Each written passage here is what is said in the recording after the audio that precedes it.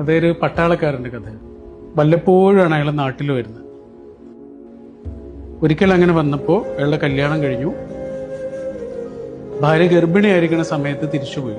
വർഷങ്ങൾ കഴിഞ്ഞിട്ട് വരുമ്പോഴാണ് അയാൾ അറിയുന്നത് അയാളുടെ ഭാര്യ പ്രസവിച്ചു എന്നും 2 കുഞ്ഞുങ്ങളെ കിട്ടിയെന്നും. പക്ഷെ ആ പ്രസവത്തിൽ അയാളുടെ പ്രിയപ്പെട്ടവളെ നഷ്ടപ്പെട്ടു എന്നും. ഒരേപോലെയുള്ള കുഞ്ഞുങ്ങൾ.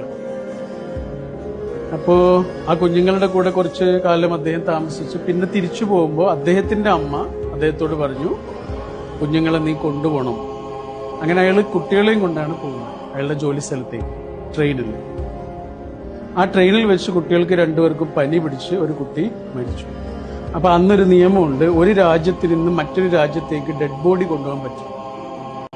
അപ്പൊ ട്രെയിനിലെ ഉദ്യോഗസ്ഥർ വന്നിട്ട് അദ്ദേഹത്തോട് പറഞ്ഞു, അത് പറ്റാത്തതുകൊണ്ട് നമ്മളൊരു പാലത്തിന്റെ മുകളിലൂടെ പോകുന്ന സമയത്ത് കുട്ടിയെ പുഴയിലേക്ക് എറിയണം.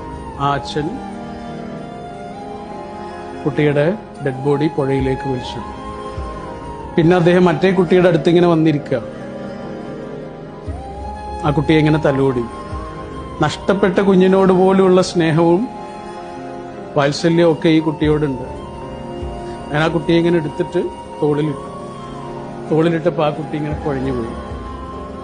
അപ്പോഴാണ് അദ്ദേഹം ഒരു വലിയ സത്യം തിരിച്ചറിയണത്, പുഴയിലേക്ക് എറിഞ്ഞത് ജീവനുള്ള കുട്ടിയായിരുന്നു. ഇതൊരു എഴുത്തുകാരൻ അയാളുടെ റൂമിലിരുന്ന് വെറുതെ എഴുതിയുണ്ടാക്കിയ ഒരു ഭാവനയാണ്.